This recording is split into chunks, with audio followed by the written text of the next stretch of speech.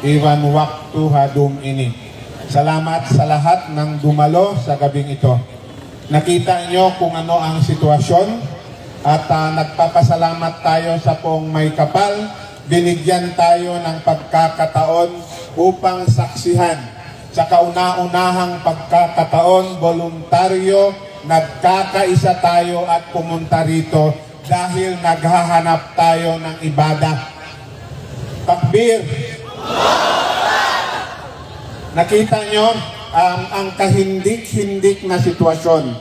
Yung nakita nyo sa video, yan yung maunang linggo ng October, after ng October 7. Pero halos araw-araw, halos oras-oras ay ginigera, binubomba, missile ang ginagamit ng Israel Defense Forces laban sa Gaza at laban sa mga Palestino.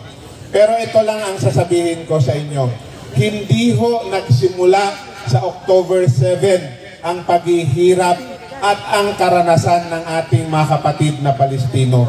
Nagmula pa ito nung kinukwento nga ni Sir Jerry kanina, nagmula nung 1917 nung idineklara nagkaroon ng Balfour Declaration after ng First World War.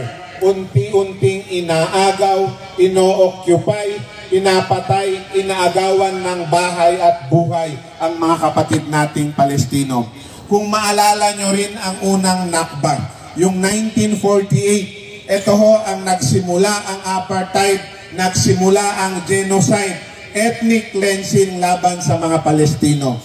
Tandaan nyo ho, Palestino ang bansa na kumupkop sa mga Jews nang sila'y pinagpapatay sa Europa.